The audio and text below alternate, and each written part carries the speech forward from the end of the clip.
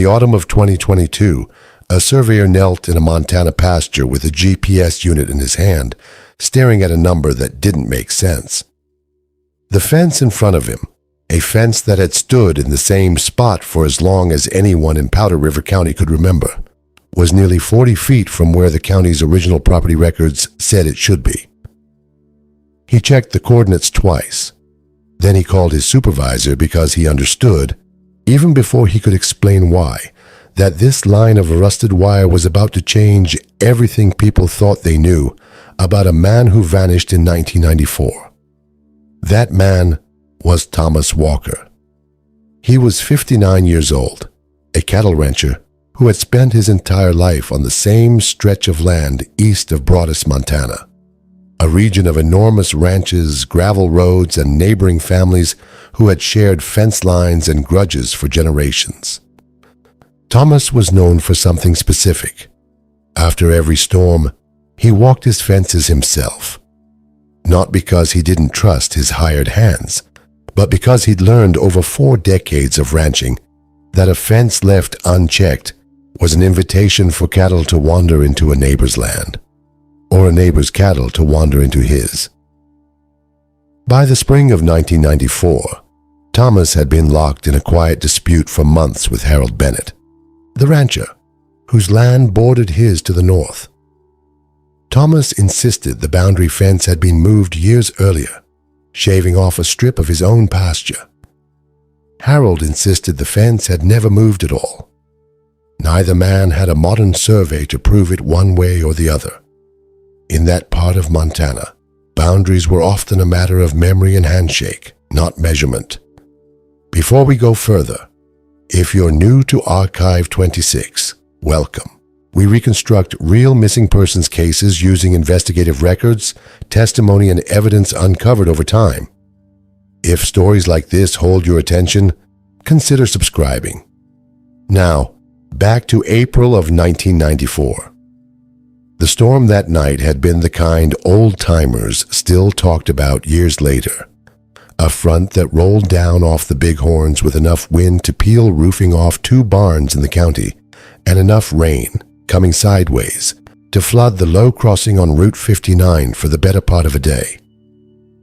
Thomas had stood at his kitchen window watching it, according to Carol, his wife, who would later tell investigators that he hadn't said much that night, only that he figured the north fence wasn't going to hold. He'd been right.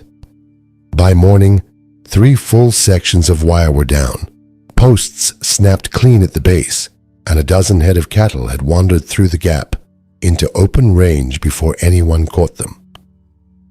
He left the house a little after 2 in the afternoon, once the worst of the weather had passed and the ground had firmed up enough to drive on. Carol remembered him pulling his canvas coat off the hook by the door, the same coat he wore every year from October through May, and telling her he'd be back before dark to help her granddaughter, who was staying with them that week, with her homework. It was an ordinary thing to say. It was also, as far as anyone could ever determine, the last thing he said to another human being who was still alive to remember it. On April 17, 1994, Thomas loaded his truck with wire cutters, fence stakes, a VHF radio, and the shotgun he usually carried against coyotes, and drove out alone to assess the damage. He never came home. His truck was found later that evening near the damaged fence line. The engine was off.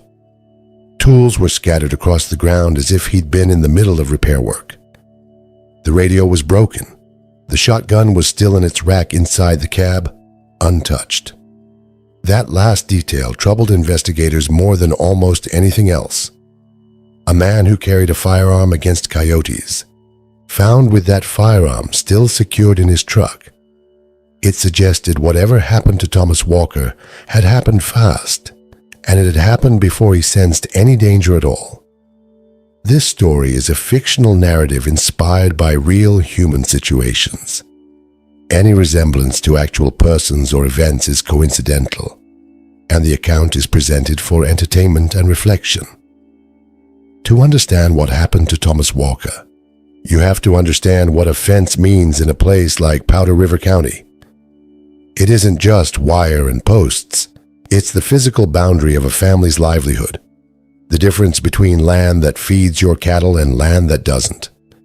The dispute between Thomas and Harold Bennett had been simmering for the better part of a year. Thomas believed the fence had been quietly shifted onto his property sometime in the past, reducing his usable grazing land by a small but meaningful margin. Harold maintained the fence had sat in the same place since his father built it decades earlier. Both men were, in their own way, telling the truth as they understood it, because neither had ever seen an official survey. In rural Montana in the 1990s, that wasn't unusual. Fences were built on trust, and trust once established was rarely questioned again. What made the dispute personal wasn't the land itself, but what Thomas threatened to do about it. He told at least 2 people, his hired foreman and a cousin in Miles City, that he intended to take the matter to the county and request an official land measurement. For Harold Bennett, a man whose family had worked that same ground for 3 generations without outside interference, the idea of a county surveyor drawing new lines through his property wasn't just an inconvenience. It was a threat to something he considered settled. Neighbors interviewed years later, when the case was reopened, described the 2 men's relationship before the dispute as cordial, if not close, the kind of working relationship built on shared calving seasons, borrowed equipment, and mutual dependence during hard winters. One longtime resident recalled the 2 families attending the same small church for years, sitting only a few pews apart. That familiarity is part of what made the dispute so quietly corrosive. It wasn't a fight between strangers, but a rupture between people who had spent decades relying on each other, over a question neither of them had the means to definitively answer. Pete Ruiz had known Thomas since they were both boys riding the same school bus route out toward Ashland. By 1994, he ran a smaller spread 12 miles south and still hunted with Thomas most falls. He remembered a conversation from that February, the 2 of them leaning against a corral fence after helping each other pull a calf. "He wasn't a man who picked fights," Pete said decades later, sitting in his own kitchen with a framed photo of the 2 of them, younger, grinning, holding up a string of pheasants, on the wall behind him. That's what people forget about Tom. He didn't want trouble with Harold. He told me straight out, he said, "Pete, I don't care about being right. I care about my grandkids having what's theirs." That's the whole reason he wanted the survey. Not to win an argument, because he wanted it settled, on paper, so nobody's kids would be fighting about it after he was gone. Pete also remembered something else, a detail he never mentioned to the original investigators in 1994, because at the time it hadn't seemed to matter. A week or 2 before the storm, Thomas had mentioned that Harold's son, Wyatt, had driven out to the fence line alone one afternoon and stood there a long while, just looking at it, before driving off again. Thomas hadn't thought much of it then. He said it kind of amused him, Pete recalled, like Harold's boy was out there trying to convince himself the fence was where his daddy said it was. Carol Walker would later tell investigators, and much later, a documentary researcher revisiting the case, that she didn't worry right away. Ranch life ran on its own clock. Men were late. Trucks broke down. A fence that needed mending after a storm like that, one could easily eat an entire afternoon and run into evening. What worried her first wasn't the hour. It was the radio. Thomas checked in by VHF most afternoons when he was working a far section of the property, not out of habit exactly, more out of a quiet understanding between them, the kind long marriages develop without ever discussing it directly. Around 5:30, when he hadn't called, Carol tried raising him herself. Nothing came back but static. She told the documentary researcher, decades later, that she remembered standing at the kitchen counter with the receiver in her hand, watching her granddaughter draw at the table, telling herself it was nothing. The radios in that country were unreliable in bad weather. The storm had likely knocked out a repeater somewhere. She made dinner. She kept the porch light on. By 8 o'clock, with full dark down over the ranch and no truck lights coming up the drive, she called her son first, then the sheriff's office. Danny was 17 that spring. He remembered getting the call at a friend's house in town and driving out to the ranch faster than his mother would ever have allowed if she'd known his speed on wet gravel roads. He remembered the specific, physical feeling of that drive, his hands sweating on the wheel despite the cold, the high beams catching nothing but rain and fence posts, the growing sick certainty that something in the ordinary shape of his family's evening had gone wrong in a way he had no language for yet. "I kept telling myself he'd broken down," Danny said. "That's all it was. Trucks break down out there all the time. I must have told myself that 100 times on that drive, and somewhere around the 40th time I stopped believing it." A deputy arrived a little after 10 that night, young, new to the department, unsure at first whether this even qualified as an emergency call or simply an overdue rancher. He drove the county road toward the north section with Danny following in his own truck, the two sets of headlights the only light for miles. It was Danny who spotted the truck first, pulled off at an angle near the fence line, exactly where his father should have been working. The engine was cold. The driver's door was shut, not locked. Wire cutters and fence stakes lay scattered on the ground beside the truck, some of them already slick with rain that had fallen since. The VHF radio sat on the passenger seat, its casing cracked, the antenna bent at an angle that suggested it hadn't simply failed. It had been struck or dropped hard enough to break. The shotgun was still racked behind the seat. Danny remembered standing at the open door, calling his father's name into a darkness that swallowed the sound completely, and understanding, before any deputy said it aloud, before any search was organized, before his mother arrived 20 minutes later and made a sound he said he still hears sometimes, decades on, that his father was not simply late. The sheriff's department at the time was small, 4 full-time deputies covering a county larger than the state of Rhode Island. The lead investigator, a deputy named Russ Halverson, later told a local reporter that he'd worked cattle theft, drunk driving wrecks, and the occasional domestic call in his 11 years on the job, but never a disappearance with this little to go on. "A man doesn't just stop existing," he said in a 1995 newspaper interview archived by the county library. "Something happened to him. We just couldn't find where." By first light on April 18th, the search had grown from 2 deputies to nearly 60 volunteers, neighboring ranchers, members of the church congregation the Walkers and Bennetts both attended, off-duty firefighters from Broadus, and a mounted search group that rode the coulees and draws too rough for trucks. The Montana Highway Patrol sent a helicopter to sweep the open pasture land. A regional search and rescue team brought in 2 cadaver dogs, handled by a volunteer named Ellen Foss, a retired schoolteacher who had trained dogs for search work since losing a nephew in a hunting accident a decade earlier. Ellen remembered that first full day of searching with unusual precision. The cold that hadn't fully broken from the storm, the way the ground still held standing water in the low spots, the particular difficulty of working a dog through pasture grass flattened and matted by rain. Her older dog, a shepherd mix named Duke, worked a wide loop around the truck's location for nearly 2 hours before sitting abruptly near a stand of chokecherry brush a quarter-mile east, a trained alert, the kind that meant something. Deputies and volunteers converged on the spot, hearts in their throats. They found a dead coyote, weeks old, half buried by scavengers. "That's the cruelest part of that work," Ellen said years later. The dog wasn't wrong. There was death out there, just not the death everyone was holding their breath for.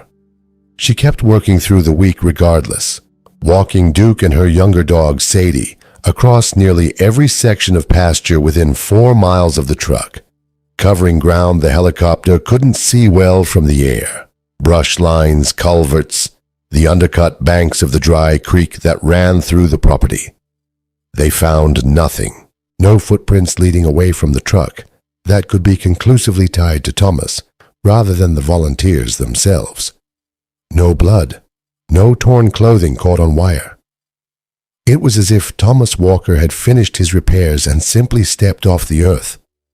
The search did generate leads, most of them dead ends that consumed real investigative hours before being ruled out. A trucker reported seeing a man matching Thomas's general description walking along Highway 212 near Ashland 2 days after the disappearance. Deputies drove out and interviewed diner staff and a motel clerk in the area for the better part of a day before concluding the man had been a hitchhiker, unrelated to the case, who was later located and cleared entirely. A waitress at a truck stop outside Miles City called in, certain she'd served a man who looked like the newspaper photo of Thomas. Investigators pulled the register receipts from that afternoon and confirmed the customer had paid with a credit card belonging to someone else entirely, a traveling salesman with no connection to Powder River County. Investigators interviewed Harold Bennett early in the search. He said he hadn't seen Thomas that day, hadn't even known about the storm damage to the fence until neighbors mentioned it. His foreman, Lyle Osgood, gave an identical account. No contact with Thomas, no unusual activity on the Bennett property that afternoon. Both statements were consistent, calm, and, at the time, impossible to disprove. With the search itself producing no body and no crime scene, Halvorson's investigation shifted from searching ground to searching people, re-interviewing everyone with a connection to Thomas and working through every rumor a small county could generate about a man who'd vanished without explanation. Investigators did press Harold Bennett a second time, weeks after the initial search wound down.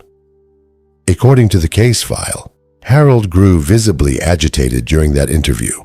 Not, deputies noted, in a way that struck them as suspicious at the time, but in the way of a man exhausted by being asked the same question repeatedly by people who clearly had nothing else to go on. He reiterated that he hadn't seen Thomas that day, hadn't heard anything unusual, and had been at his own house with his son for the entire afternoon. His son corroborated the account. There was no physical evidence to contradict either of them, and without evidence, an alibi doesn't get challenged, it gets filed.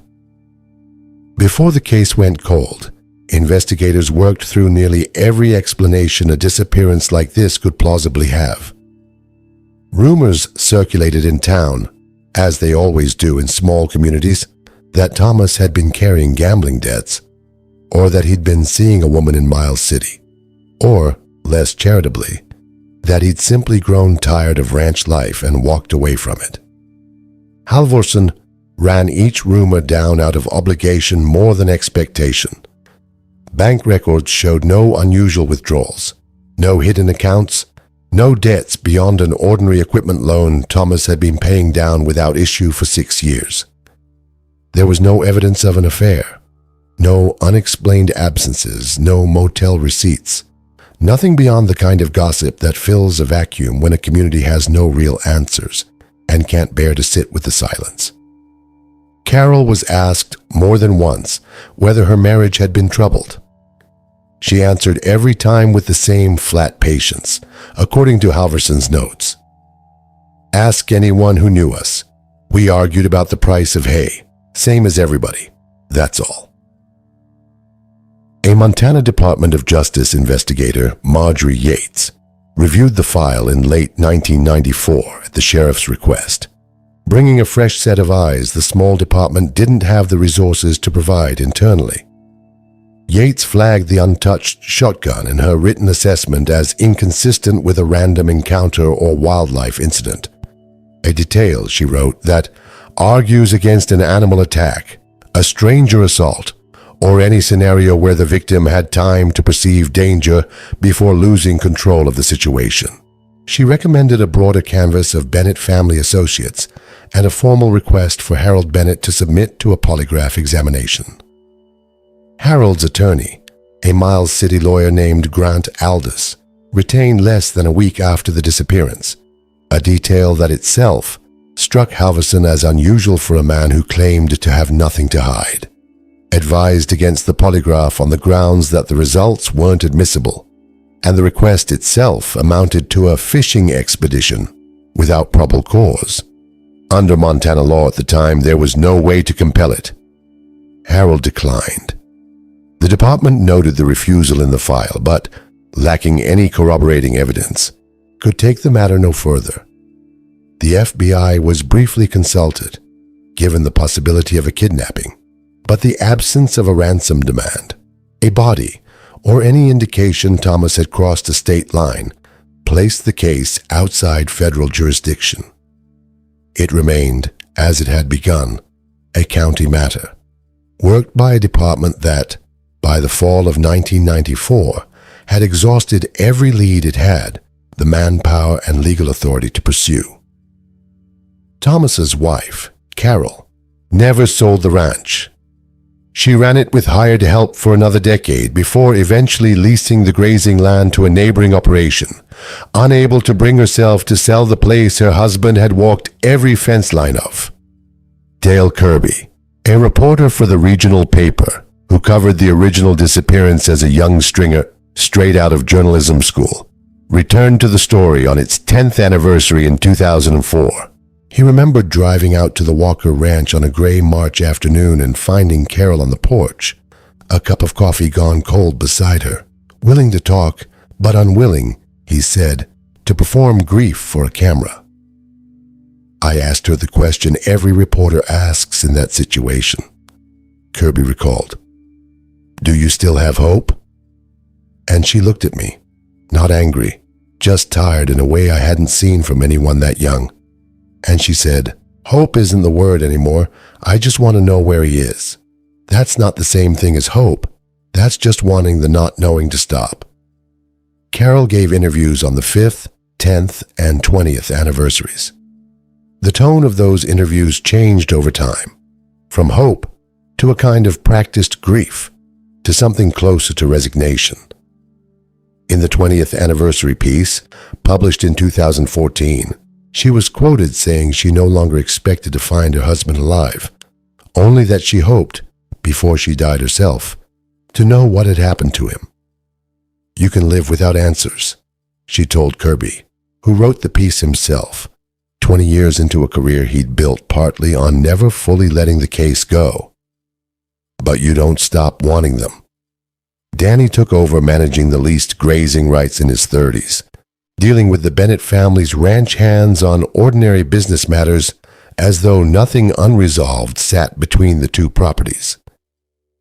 He later said he'd shaken Harold Bennett's hand at county fairs and equipment auctions more times than he could count, never once suspecting the man across from him held the answer his family had spent decades searching for. There was one exchange, in particular, that stayed with him. A chance meeting at a livestock auction in 2011, where Harold, by then in his 70s, had approached him unprompted and said simply, I think about your dad. Danny remembered thanking him, assuming it was ordinary neighborly sentiment. He would spend years afterward turning that sentence over in his mind, wondering what it had actually meant. Harold Bennett died in 2019, in his own bed, at the age of 81, with a modest obituary describing him as a lifelong rancher and devoted father. Half the county turned out for the funeral, including, out of long habit and small-town obligation, Danny Walker himself, who stood near the back of the church, and later said he felt nothing but a strange, directionless emptiness, grief for a grief he still didn't have a name for. By then, almost no one in the county still discussed the Walker case except Carol, who had never stopped asking, and Russ Halverson, long retired by then, who kept a copy of the original file in a box in his garage, unable to fully let it go. He pulled that file out and reread it once a year. He admitted later, usually around the anniversary in April, always arriving at the same conclusion he'd reached in 1994, that someone in that county knew more than they'd said, and that he'd simply run out of ways to prove it. In 2022, Powder River County began a georeferencing initiative, a modern land survey program intended to digitize property boundaries across the county using GPS and satellite mapping, replacing decades-old paper records that had never been formally verified. The surveyor assigned to the eastern sections of the county was a man in his early 30s named Ryan Coates, 3 years into the job and, by his own admission, not someone who had grown up in Powder River County or known anything about a disappearance that had happened before he was born. He was working alone that October morning, running a GPS rover along what county maps listed as the Walker-Bennett boundary, cross-referencing his live readings against the original 1960s land patent survey stored in the courthouse archive. The numbers didn't match. He checked his equipment first, assuming operator error or a calibration drift, the kind of thing that happened often enough with older survey monuments that had shifted or been damaged over the decades. He recalibrated against a known benchmark half a mile away and walked the fence line again. The discrepancy held. The existing fence sat nearly 40 feet inside what the original patent survey defined as Walker property, not a rounding error, not a matter of old equipment tolerance, but a deliberate-looking deviation that had apparently stood, unquestioned, for far longer than anyone currently living on either property could explain. Coates said later that he didn't think much of it at first beyond the technical curiosity of the discrepancy itself. It was only when he mentioned it, almost in passing, to a records clerk at the county courthouse while pulling historical documents to double-check his work, that he learned the fence in question had once been the subject of a decades-old missing person case. The clerk, older, a long-time county employee, remembered the Walker disappearance well enough to suggest Coates report the discrepancy formally rather than simply noting it in his survey file and moving on. "I want to be honest," Coates said. "I didn't think I'd found anything to do with the missing man. I thought I'd found a boundary error. It wasn't until the sheriff's office got involved that I understood what I'd actually been standing on." The implication took a moment to land, even for the surveyor himself. If the fence had never been where Harold Bennett claimed it always stood, if it had, in fact, always encroached onto Thomas Walker's property, then the entire premise of the original 1994 investigation was wrong. The disagreement, and whatever happened on the day Thomas disappeared, hadn't occurred on contested or ambiguous ground. It had occurred on land that was legally his the entire time. How much can a few feet of misplaced fence change a story that stood unquestioned for almost 30 years? In this case, it changed everything. Once the discrepancy was reported, the Powder River County Sheriff's Office reopened the Walker case under a detective named Sarah Kincannon, who had joined the department a decade after the original investigation and had never personally worked the file. An advantage, she said later, because she came to it without the accumulated frustration of 30 unanswered years. Investigators began assembling a picture built not from a single new witness, but from a convergence of independent records. Old county plat maps and historical aerial photographs, cross-referenced against tax assessment records, confirmed the surveyor's finding. The fence had been shifted decades before Thomas's disappearance, not after. Satellite imagery, going back to the earliest available commercial data sets in the early 1990s, showed the fence line's position hadn't changed at all since at least 1991, meaning it had already been in the wrong place when Thomas first raised his objection, years before he ever confronted Harold about it. Kincannon also pulled records from a small excavation company, long since sold and renamed, that had filled an old irrigation well on Bennett land in the months following Thomas's disappearance. The company's now retired equipment operator a man named Wade Corbin, was tracked down living in a small house outside Colstrip, 78 years old, and, according to Kincannon, visibly relieved to finally be asked about a job he said had bothered him for most of his adult life. Corbin remembered the specifics with unusual clarity for something so long ago. The kind of clarity, Kincannon said, that comes from a memory a person has turned over privately for years without ever speaking it aloud.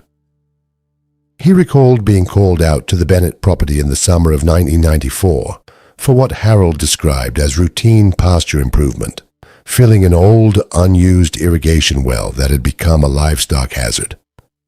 Nothing unusual in the request itself. Wells got filled across that country regularly. What stayed with Corbin was Harold's manner that day. He wasn't a nervous man, normally, Corbin told Kincannon. I'd worked for him before, but that day he stood right over me the whole time, wouldn't let me take my usual lunch break, kept saying he needed it done before dark. And when I asked him, just making conversation the way you do, whether there'd been anything down that well worth worrying about, snakes or anything, he told me not to ask questions, just to get it filled. I remember thinking that was a strange thing to say. I didn't think much more of it until years later, when I heard about Thomas Walker going missing that same spring. Even then, I told myself I was imagining a connection that wasn't there. It's easier to tell yourself that than to call the sheriff on a man you still had to do business with. The final piece came from the Bennett family's former ranch foreman, Lyle Osgood, now in his 70s and living outside Billings. With Harold Bennett dead and no longer able to face consequences, Osgood agreed to speak with Kincannon in his own kitchen, over coffee he barely touched, according to her notes. I've had this conversation with myself for 28 years, Osgood said near the start of the interview. I just never had it with anybody else. He told her what he said he'd carried for nearly 3 decades, that on the evening of April 17, 1994, from his own house a quarter-mile off, he'd seen headlights he recognized as Thomas Walker's truck coming down the Bennett Ranch Road well after dark, driven as best he could tell in the poor light by Harold's son Wyatt, with Harold in the passenger seat. He said he'd assumed at the time that Thomas himself was in the truck too, perhaps injured, being driven somewhere for help, an assumption that made what he saw next all the more confusing. The truck left again within the hour, this time with only Harold and Wyatt in the cab, and returned a second time close to midnight, at which point Osgood said he watched it be parked back near the fence line himself, on foot, in the dark, before Harold walked back to the house alone. Osgood said he never came forward at the time because he was afraid of losing his job, and afraid of a family that held significant influence in a community too small to offer him anywhere else to go. He recalled Harold coming to him the following morning, visibly shaken, and telling him only that there had been an accident with Tom, and that it was handled. Osgood said he understood, without being told directly, that he was being instructed to say nothing if anyone asked. He complied for nearly 3 decades. You want to know why now? Osgood said, anticipating Kincannon's question before she asked it. Harold's gone. He can't be hurt by it anymore, and I'm tired. I'm 74 years old, and I did not want to die being the only person alive who knew where that man was. Detectives cross-checked Osgood's account against employment and payroll records from the Bennett Ranch, which confirmed he had, in fact, been employed there continuously through 1994 and for many years afterward, corroborating that he would have been in a position to witness what he described. No single piece of evidence, on its own, would have been enough to reopen the case as anything more than a rumor. Together, the map records, the excavation company's documentation, Corbin's memory, and Osgood's decades-late testimony, they formed a case investigators considered credible enough to act on. With a court order in hand, investigators excavated the site of the old irrigation well in the spring of 2023, on ground that had been open pasture land for so long that even lifelong Bennett family employees had to be shown the excavation company's decades-old paperwork before they believed there had ever been a well there at all. Danny Walker, 46 years old by then, asked to be present, and Kincannon allowed it, positioning him at a respectful distance behind the tape line. He said later that he stood there for most of the day without sitting down, without eating, watching a small excavator peel back layers of dirt that had settled undisturbed since the summer he was 17. Beneath several feet of fill, the excavation crew struck the well's original concrete casing a little after 2 in the afternoon. Work slowed from that point forward, the excavator set aside in favor of hand tools and careful, deliberate digging by a forensic anthropology team brought in from the state crime lab. Danny remembered the specific sound of it, not dramatic, not the way it might be portrayed in a film, just the quiet, repetitive scrape of trowels against packed earth, going on for hours, while the sun moved across a sky that felt, he said, unreasonably ordinary for what was happening beneath it. They found skeletal remains, along with a belt buckle, a wristwatch, and tools consistent with what Thomas had carried that day. Carol had died 2 years earlier without knowing any of this. It was Danny alone who confirmed, from a photograph taken decades before, that the watch had been his father's, a detail small enough that it nearly broke him more than the remains themselves. Forensic analysis, completed over the following weeks, confirmed the identity through dental records and, ultimately, a DNA comparison against the sample Danny provided. The skull showed a fracture pattern consistent with a fall against a rock surface, not a gunshot, not a deliberate blow. It was, medically speaking, consistent with an accident, a finding the state's forensic pathologist described in her report as showing a single significant impact point, with no evidence of repeated trauma or a weapon strike. The full picture, reconstructed from testimony and physical evidence, suggested that on the afternoon of April 17, 1994, Thomas encountered Harold and Wyatt actively resetting the fence deep into what he believed, correctly as it turned out, was his own land. An argument became physical. In the struggle, Thomas fell, struck his head on exposed rock, and died within minutes. Believing he would be blamed for a killing rather than an accident, Harold and Wyatt moved the body using Thomas's own truck to a disused well on their property, then returned the truck to the fence line to stage the appearance of a disappearance. Before leaving, they broke the radio, ensuring no one would believe Thomas had ever tried to call for help. By the time the case was fully reconstructed, Harold Bennett had been dead for 4 years. Wyatt, now in his 50s, was still alive, and Kincannon interviewed him twice, once before the excavation, when he denied any knowledge of the events of April 1994, and again afterward, once the remains and the forensic findings made denial untenable. In that second interview, according to Kincannon's report, Wyatt did not confess so much as stop resisting. He confirmed the substance of Osgood's account, the confrontation at the fence, his father's fall, the decision made in panic rather than premeditation to hide what had happened rather than report it.